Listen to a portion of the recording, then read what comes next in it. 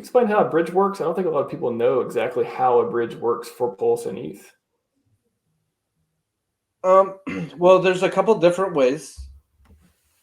There's several ways that bridges can be run. So some bridges will actually store tokens inside of pools. So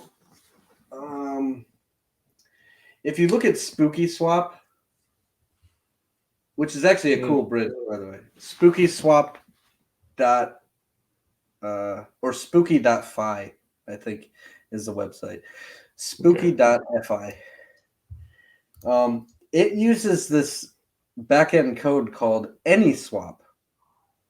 And the way it works, you take coins from one chain, you want to bridge them over. So if you have the native coin, what happens is it simply pools that coin and keeps it in a pool and it holds it. And then a contract will mint a replica of that coin, essentially, is what it's kind of like. A replica version of that on the chain that you're trying to go to. And they're always redeemable for each other. So if you want to go back the other direction, let's say you're going from ETH to Phantom Chain, okay? You bring in some link, okay? You want to bridge it over. The bridge contract is going to hold on to those link, and it's going to mint you a link onto the chain you're going to.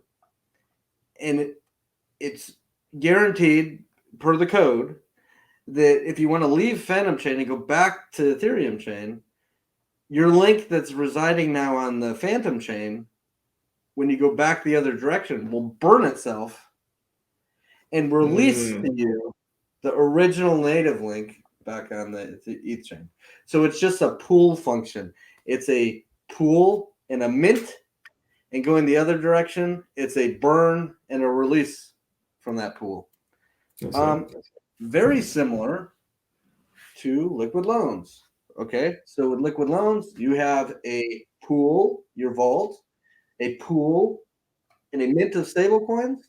If you choose to pay it back, you have a payback, which burns the stable coin, and a release of that equivalent value. Okay, so it's very similar. It's kind of like a bridge. Now, that's one way a bridge between chains. There are other ways that bridges work as well. Okay. Some use a native token to the bridge. Elk.finance, I think, uses a native token. And what happens is there's liquidity pools, I think, on both chains.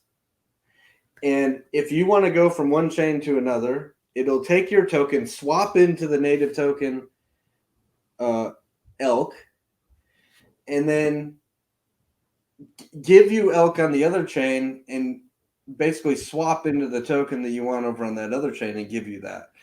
In this fashion, like the bridge isn't at the same risk that, you know how there's bridge hacks all the time. You hear Richard talking about it. Like, oh, such a bridge got hacked and all the money's gone. Yeah. What money is gone? What coins are gone? Well, the original way I explained a bridge, you've got all those native tokens that are just kept in all those pools. Mm-hmm. And if somebody can figure out how to attack those, there are ways to attack those pools. I mean, you can run flash loans and you can grab some of those, bridge over to another chain real quick before the flash loan. And there's a bunch of ways that people have been able to exploit these bridge pools. Mm-hmm. But with things like Elk Finance, I think they don't have these big bridge pools. They just have liquidity pools on the normal places on both chains. So you have like the Uniswap liquidity pool, which is over there. And then on the Phantom chain, you have this other, this Spooky Swap liquidity pool over there. And instead of having all these native coins in these big giant pools in the bridge, it just gives you one single token, and then it swaps, like it gives you there's no pools in the bridge. The pools are in the normal places, the liquidity pools. Yeah. And then uses one token, the native token of the bridge, to do the actual bridge through. So those are much safer. How is Richard's bridge working? I think it's working the first way I told you about, honestly. Okay. I'm not saying that it's like you get hacked or anything, but like I'm not the expert on like how Richard's bridge is going to work, but I'm pretty sure it works the first way I told you about, where it just pulls the assets.